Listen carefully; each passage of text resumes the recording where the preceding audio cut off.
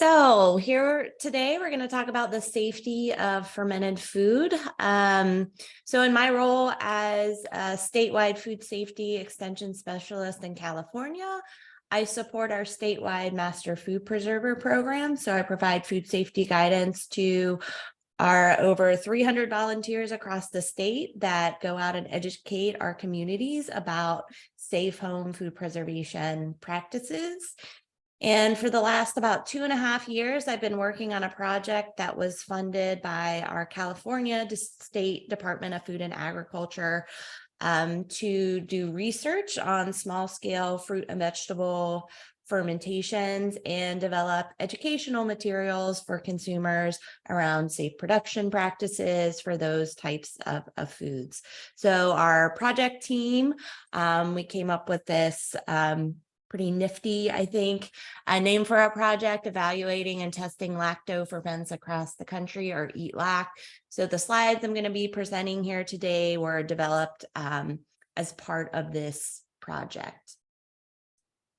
So I wanted to start today just giving the definition of fermented foods. So when we've done work with consumers as well as our master food preserver volunteers, there's a lot of confusion about what fermented foods actually are, the difference between fermented foods and probiotics.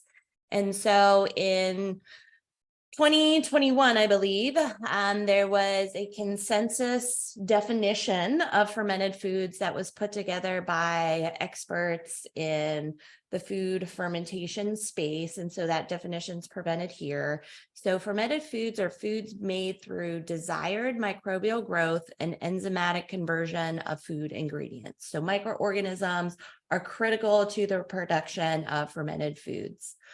Oftentimes, we'll hear fermented foods referred to as functional foods. So kind of broadly, functional foods are foods that provide value beyond just basic nutrition. So we know through this fermentation process, there's conversion of food components. There's development of bioactive compounds, kind of in addition to what would be found native in that raw ingredient. And those bioactive compounds can produce other health promoting benefits. So help with immune responses, increase gut barrier function, things of that nature. So our project really focused on fruit and vegetable fermentation. So my presentation is going to lead in that general direction. So for these fruit and vegetable fermentations, they're typically going to be initiated by either dry salting the raw ingredient, or submerging that raw ingredient in a salt brine. And then that fruit or vegetable is going to be incubated at room temperature for a number of days, allowing for that microbial growth. And this fermentation process will lead to changes in the texture of the starting ingredient, lead to really novel tastes and aromas to be developed in those products, leading to that resulting fermented food itself. So really key to fermentation are, of course, microorganisms. So I want to briefly introduce the key microorganisms that are included in the field of food microbiology. So they include diverse organisms from different domains of life. So this includes parasites, different types of fungi, which represent eukaryotic organisms that have a nucleus within their cells. These parasites and fungi, they could be unicellular organisms, or they could be multicellular. This differentiates them from bacteria. So this is another group of organisms important to the field of food microbiology. Bacteria are single-celled organisms that lack a nucleus within their cells. And then the last category of organisms relevant to food are viruses. And so that's my particular area of expertise. Viruses are not actually considered living organisms. They're obligate intracellular parasites. And typically they're associated with food because they can cause foodborne illness. So I want to talk briefly here just about the different ways that these broad groups of microorganisms can contribute to the food system. First of all, microorganisms are the most significant cause of food spoilage. I'm sure everybody's seen mold growing on food in their own home kitchens. Spoilage caused by microorganisms can be caused by bacteria as well as fungal growth in food. So the picture in the left here, this is actually a block of cheddar cheese that has blue-green mold growing on the surface. So this is really an extreme example of spoilage.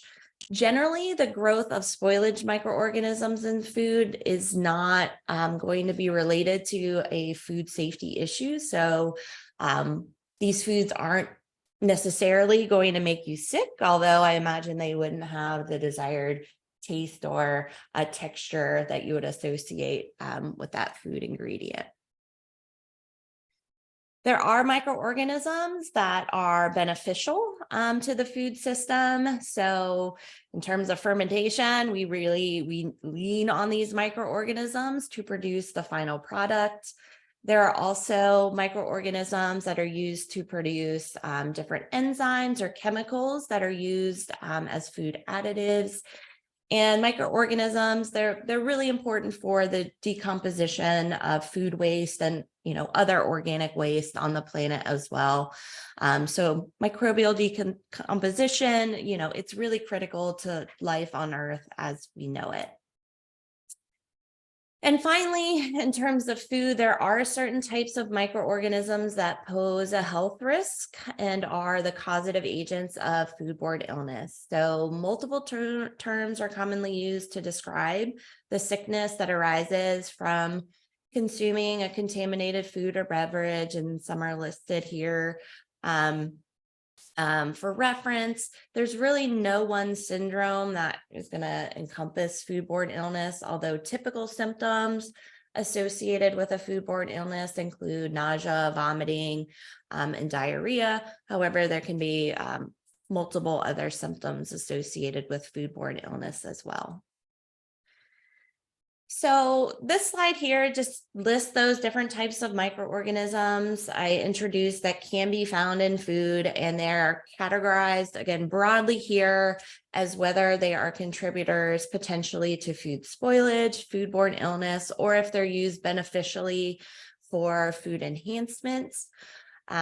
Bacteria generally are kind of the group of microorganisms we focus on most in food science, because there are types of bacteria that can cause foodborne illness. There are certainly types of bacteria that are involved in fermentation. So for fruit and vegetable fermentation, we talk a lot about lactic acid bacteria. So that's a broad group of bacteria that contribute to the fermentation of fruit and vegetables. Bacteria, of course, can also contribute to spoilage as well.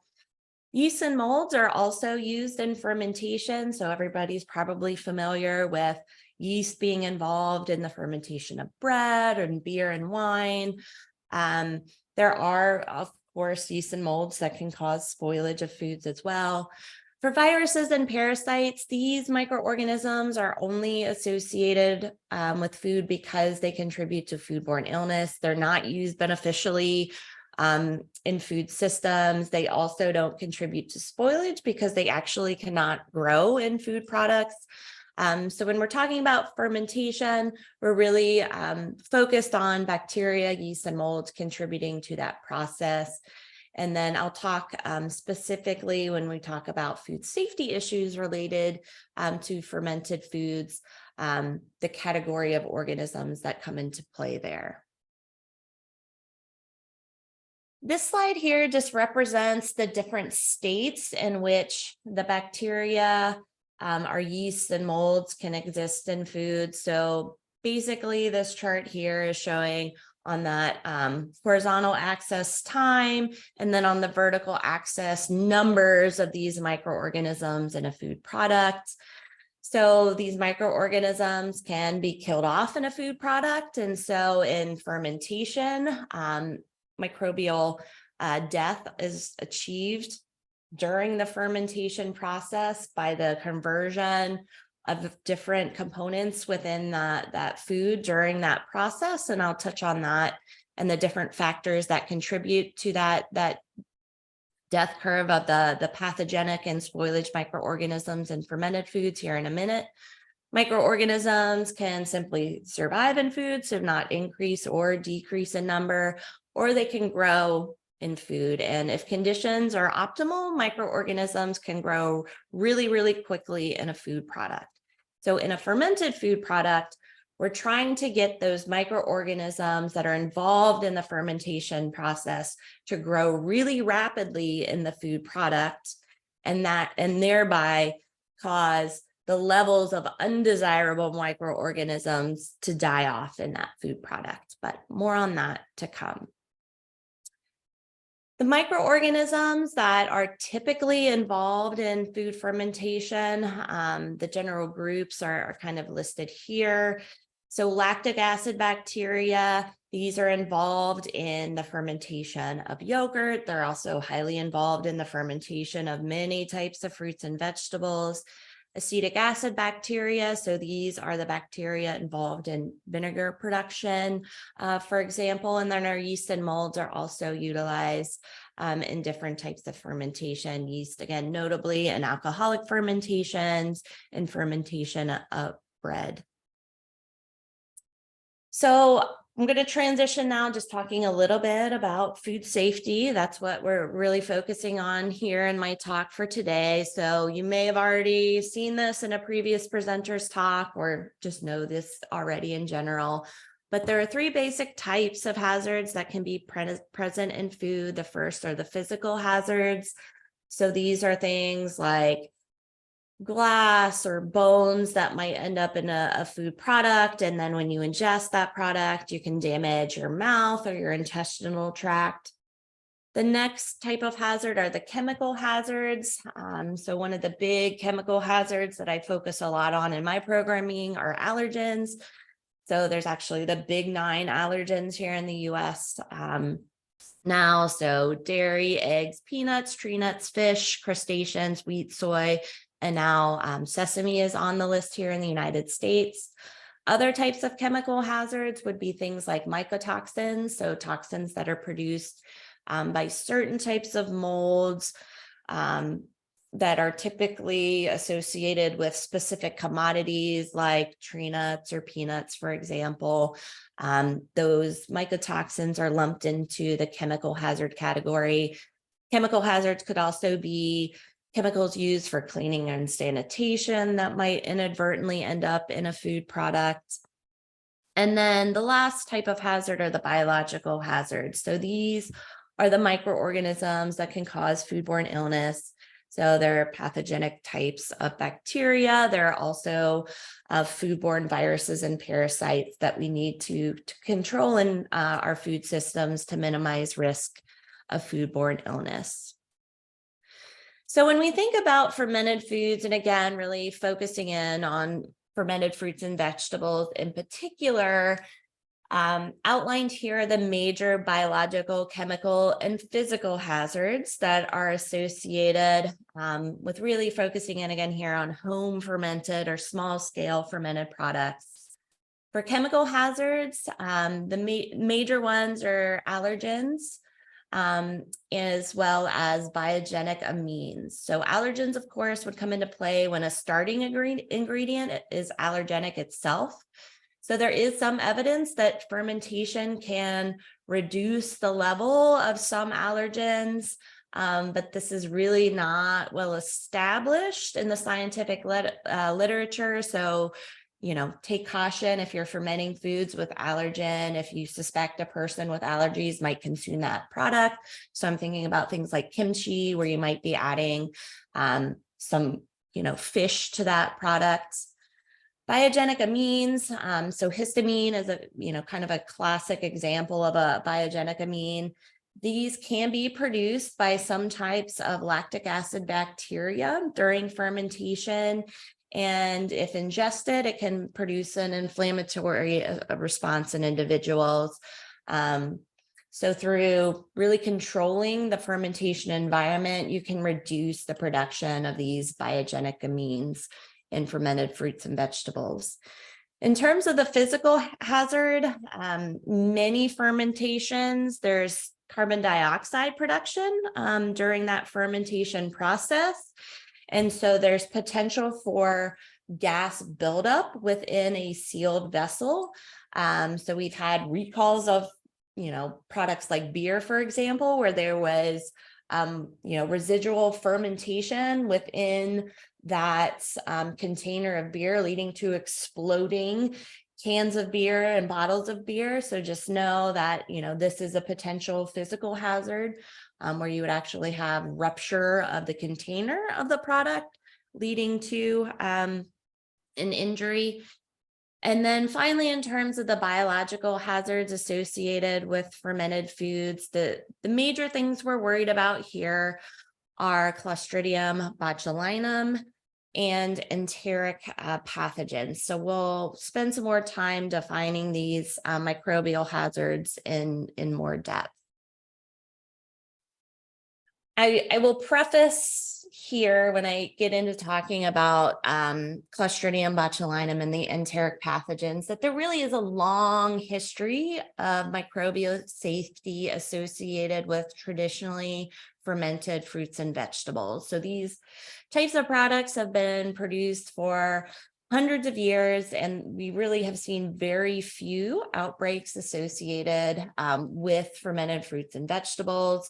But that's not to say foodborne illness cannot arise from these types of products. So I'm just highlighting a couple of outbreaks here. So the first was related to the production of kimchi, and this was in Korea in a school kitchen. And so this particular outbreak was associated with an E. coli that ended up in these kimchi products due to poor sanitation during production and a light fermentation process. So there not being adequate production of those inhibitory substances within the fermentation to knock down the levels of E. coli in that product.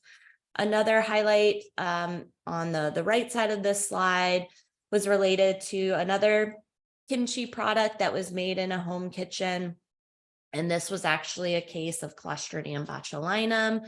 So there are conditions can be suitable for the growth of this particular bacteria in fermented fruits and vegetables. We try and exclude oxygen as much as possible during the fermentation process. And so again, if the fermentation conditions are not properly controlled, you can potentially have the risk of Clostridium botulinum growth in these fermented fruit and vegetable products. So first, let's talk a little bit about Clostridium botulinum. So this particular bacterial species can produce a neurotoxin if it grows in food. And upon consumption, it can lead to the disease botulism. Clostridium botulinum only grows under oxygen-free conditions and in low-acid foods. So in fermented foods, botulism can occur if a fermentation is not successful and the acid levels in that product remain low. Enteric pathogens, these are a group of foodborne pathogens that include bacteria such as Shiga toxin-producing E. coli, as well as Salmonella. This group also includes the viruses and parasites that cause foodborne illness. So these organisms can end up causing gastrointestinal disease if proper sanitation and fermentation practices are not followed. So what's happening during this lactofermentation to make foods unsafe? So as lactic acid bacteria grow, those bacteria convert sugars into lactic acid, acetic acid, and carbon dioxide. These bacteria also produce antimicrobial compounds as they grow to keep other types of bacteria competing for nutrients at base. So they're using up the nutrient sources. So spoilage microorganisms and pathogens don't have a nutrient source themselves to utilize for their own metabolism. So what's really critical for ensuring the safety of fermented food is the production of organic acid. So that lactic acid and acetic acid in combination with carbon dioxide, all of which have a pH lowering effect on that food product. And that pH lowering effect can inhibit the growth of most pathogens and also directly inactivate some others. So in the food industry, organic acids are frequently used as food preservatives because they have these known antimicrobial effects. So, another thing that's also going to impact the safety is that as these fermentation microorganisms grow, they are going to use up those nutrient sources. So those other microorganisms, the undesirable ones, the pathogens, the ones that cause spoilage, they're not going to be able to actually grow in that food product because the fermentation microorganisms are using up all of those nutrients. I'm not sure what this line is here, if that's on my slide or somebody's editing, but ignore it. I apologize. I don't know how to get rid of it. So since the pH lowering effect is essential for ensuring the safety of fermented foods, I want to refresh everybody's memory really briefly on pH. So pH is essentially a measure of acidity. It's the negative log of hydrogen ions in a solution or in a food. So the pH is measured on a logarithmic scale from 0 to 14. And this means that every unit change represents a 10-fold change in the hydrogen ion concentration. So a pH of 7 is neutral, a pH below 7 is considered acidic, and above 7 is considered basic or alkaline. So here, just some examples of different food products and their general pH ranges and how many more times acidic a lemon is in compared to a cured black olive. So the pH of most of our foods is going to be below 7. There's actually very few foods that have a neutral pH. So a cured olive is an example of a food with a pH of 7. Egg whites, milk are right around that range. Essentially, everything else has an acidic pH based on the pH scale. But when we talk about a high acid and low acid food, we use a different dividing line to define what is a high acid and a low acid food, which is a pH of 4.6. And this is based on canning industry practices using that pH of 4.6 as the dividing line based on the ability of Clostridium botulinum to grow in foods that has a pH above 4.6 and in a food product with a pH below 4.6, Clostridium botulinum, which is a spore-forming microorganism, is not going to be able to grow in that food product. So the spores of Clostridium botulinum will remain, but they're not going to be able to germinate, have those bacteria in the vegetative state and producing toxins. So 4.6, the important dividing line between defining a high acid and a low acid food product. So when we talk about bacteria, there are certain types of bacteria that have the ability to form bacterial spores. Not all bacteria have this ability. So I just want to kind of briefly introduce this concept. So an actively dividing and metabolizing bacterial cell is called a vegetative cell. These bacteria can increase in number really rapidly if conditions are ideal. For bacteria that have the ability to form spores like Clostridium botulinum, if conditions become very harsh or unsuitable for that cell to survive, it can go into this dormant spore state, which is a very resilience state. So the spore can survive high acid environments, high temperature environments. And then if conditions change and become suitable for that particular bacteria to again metabolize, increase in numbers.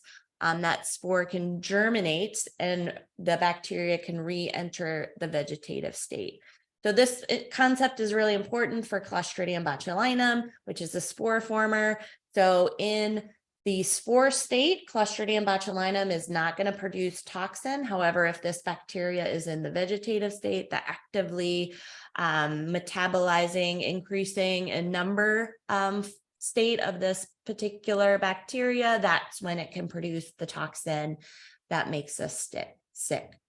So Clostridium botulinum is a spore-forming bacteria that's found naturally in soil. So generally, we assume that any type of food can harbor this particular bacteria. However, we have a couple of things that are characteristic of bacteria that really work in our favor in terms of minimizing its impact on foodborne illness.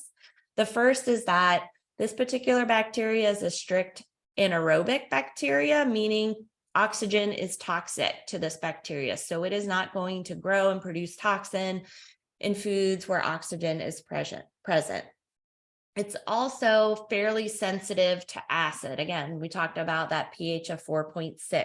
So in a food product that has a pH of 4.6 or below, Clostridium botulinum is not going to be able to grow and produce toxin. However, in foods where the environment is anaerobic and the pH is above 4.6, something like a canned green bean, this particular bacteria can grow and produce a neurotoxin, which results in the disease botulinum, which can be fatal within 3 to 6 days without the administration of an antitoxin. So because this is such a severe disease and the outcome is also really devastating, there are a lot of controls in the food industry to reduce risks associated with Clostridium botulinum. Enteric organisms are those that cause foodborne infections, and they're typically found in the gastrointestinal tract of humans and animals. So we kind of historically associated most of these pathogens with animal products like beef and chicken, eggs, for example. But there are many other types of foods that we now know can harbor these enteric organisms, fresh fruit and vegetables being one of them, because we can easily get cross-contamination during fruit and vegetable production with these enteric pathogens. And also notable that many of these pathogens can survive and even grow at pHs below 4.6. So keep that in mind. Just because a food has a pH below 4.6, some of these types of organisms might survive and grow in those products. So here's a list of enteric pathogens of concern. So all of these really have been associated with fruit and vegetable outbreaks, and many of those fruit and vegetables are also used in our lacto fermentations. So of the bacteria and parasites, viruses listed here, I just want to highlight that Salmonella, E. coli, and Listeria monocytogenes kind of by far produce the most outbreaks associated with fruits and vegetables and are the most likely to occur. And so these are really where we need to focus, when we're talking about fermentation of fruits and vegetables. And then of those 3 types of organisms, the E. coli has been shown to be the most acid resistant of those 3. So really trying to minimize, this pathogenic E. coli in our fermented fruits and vegetables is critical. So one of the main ways to do that is through implementing good manufacturing practices, making sure that we do get sufficient acid production in these ferments to reduce the numbers of those pathogenic E. coli is really, really important. So from the food safety standpoint, really that acid production is really critical for ensuring the safety of fermented fruits and vegetables. Another, of course, important key is, ensuring that you do have those microorganisms growing, using up those carbon sources that other pathogens might utilize for their own metabolism. So what's going on during fermentation? How does this all work? So acid production during fermentation is key. So how can we help ensure that we're getting sufficient acid produced during the fermentation of fruits and vegetables? So ideally, this slide is trying to show what's happening on a microbial level in our lacto-fermented fruits and vegetables. So in our raw ingredients, so let's say we're working with cabbage, there's potentially high levels of spoilage microorganisms in that cabbage coming in. There's also going to be low levels of lactic acid bacteria. So those are the ones we need to conduct the fermentation, but generally those levels are going to be much, much lower than the levels of other microorganisms that can cause spoilage of that cabbage. That's why fresh produce spoils so quickly, because there are so many microorganisms present on the surface of that produce that can lead to spoilage. There might also be low levels of pathogens in those raw ingredients.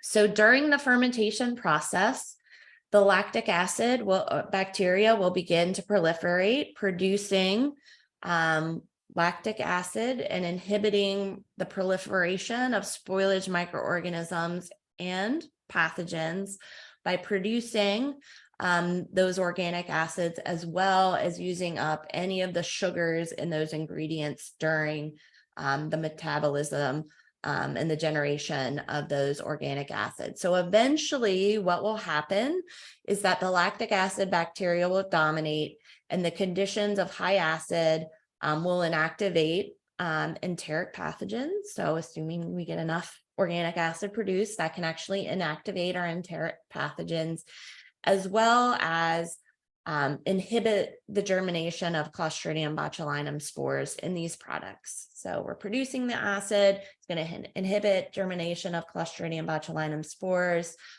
can also directly inactivate some of those enteric pathogens as well.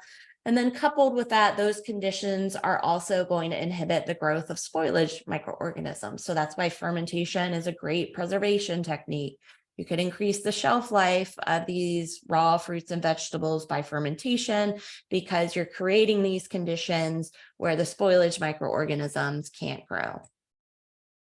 So one of the key components to ensure that progression of lactic acid growth is to add salt to the fermentation. So the appropriate level of salt needed is going to vary depending on the starting ingredient, and typically ranges from 1 to 15% by weight in fruit and vegetable fermentations. And that variation in salt is based on the level of sugar present in the raw ingredient, as well as the type of lactic acid bacteria responsible for the fermentation.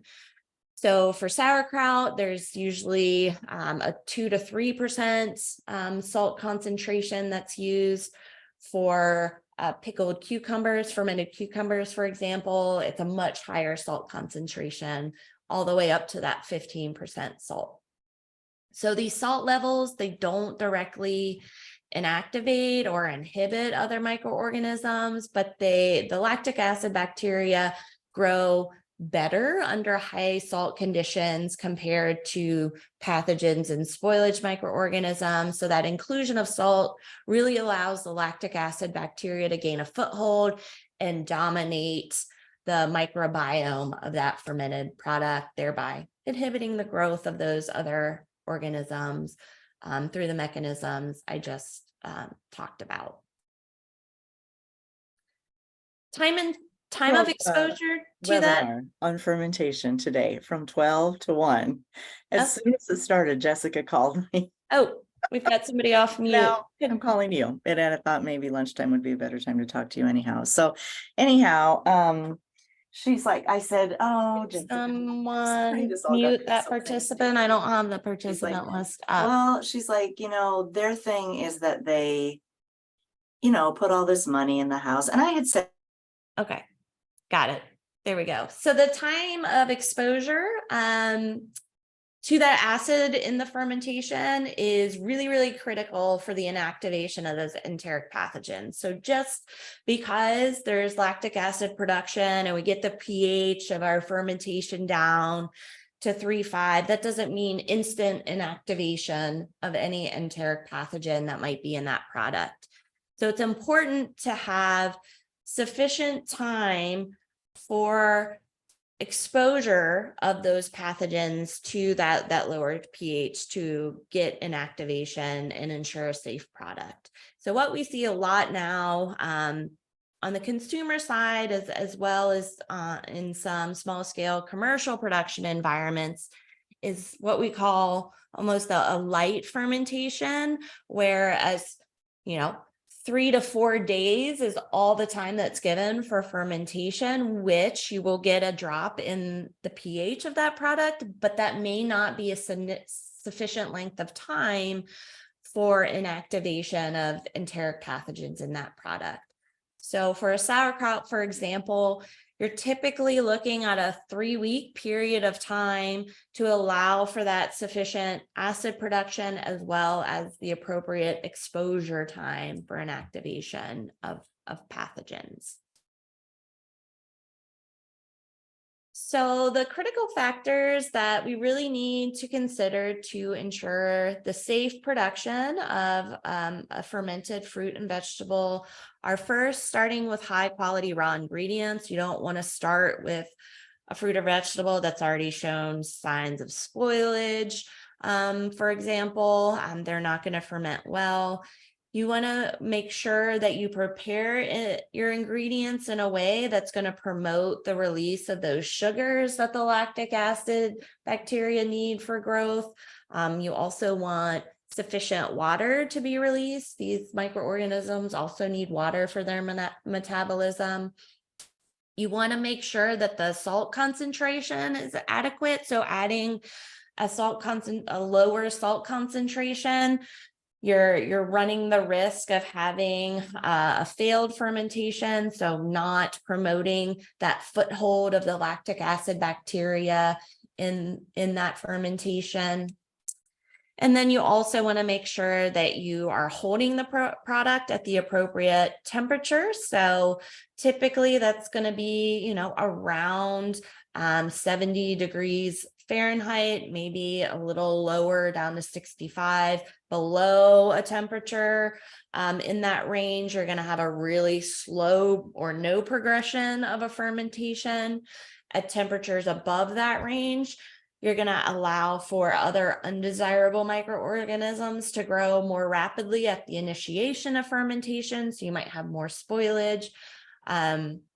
So you do want to control that temperature as much as possible. And then, of course, you want to allow adequate time for the fermentation, adequate time for that acid to be produced, the pH to drop, as well as adequate time for exposure at that pH to help reduce levels of enteric pathogens in the product. And so I just want to end today talking a little bit about troubleshooting. So we have a video on our website if you want to reference just as part of the presentation in the future. And so we really want to help people try and understand the difference between a successful ferment and a spoiled one. And that can really be a challenge.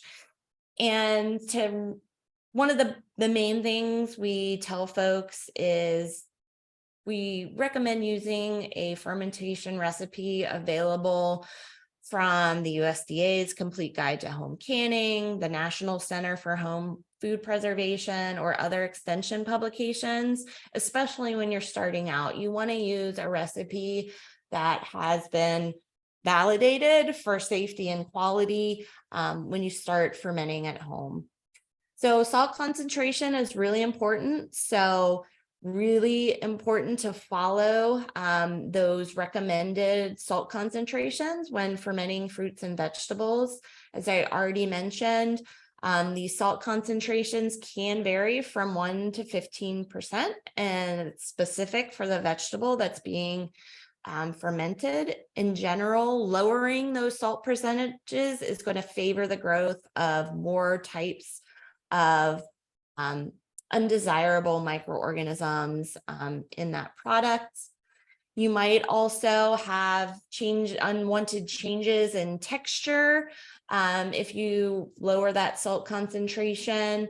And of course, salt's important for flavor, so adding some salt will also help the flavor profile of that fermented product. So salt's also important because it helps with water and nutrient release from plant tissues. So it's going to pull out those nutrients the lactic acid bacteria need to grow from the plant cells. It can also help inactivate enzymes in the plant products that might lead to changes in flavor or color.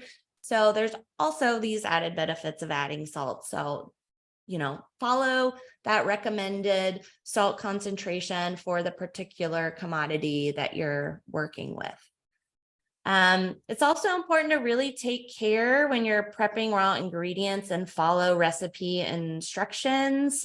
Some ingredients can have negative impacts on fermentations, like the core of cabbage, for example. If you include that in your sauerkraut, that can actually lead to the generation of a slimy texture in the sauerkraut because there's more sucrose in that core that a kind of a polysaccharide generating bacteria it likes to utilize. So you'll get this slimy texture in the sauerkraut. So just make sure you're following the instructions precisely when you're preparing those fermentations, because although it might not seem important, removing things like the core and other parts of the produce is important because it might have other factors that it impacts in the fermentation.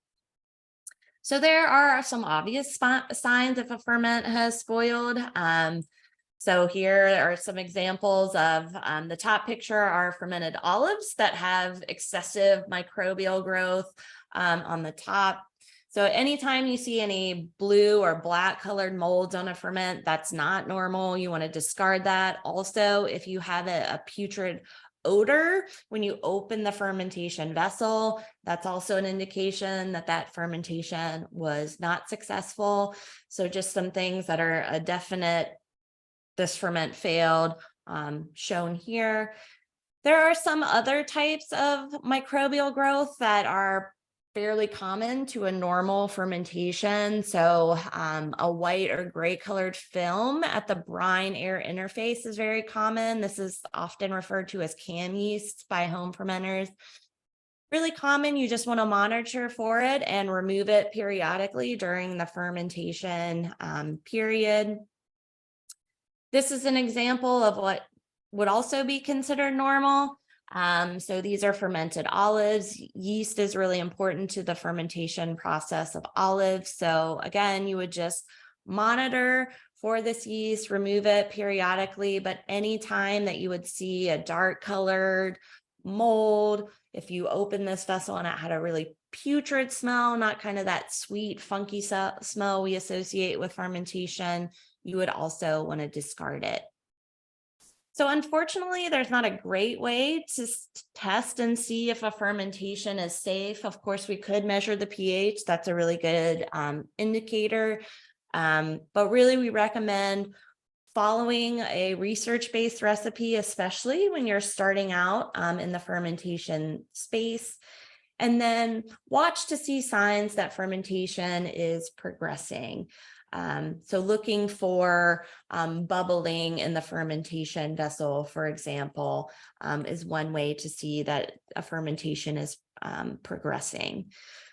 Of course, with everything, when we're educating consumers around home food preservation, if you're in doubt, throw it out. As I said, some of these diseases can have really severe outcomes, so it's not worth risking it if you're unsure if a fermentation was successful. We have a number of resources around home preservation on our UC Food Safety website. So the direct link to the home food preservation resources are listed here. We have other consumer food safety resources as well. I have an online training on food preservation and food safety I developed for our Master Food Preserver volunteers. It's a set of just voiceover presentations that's also on the website. And then at the Eat Lack website, you can find some recordings of webinars we've done previously, as well as some short little snippets on troubleshooting fermentations, as well as producing fermentations as well. So that's all I have for you today. I do see some action in the chat, so I'm happy to spend the rest of the time answering questions.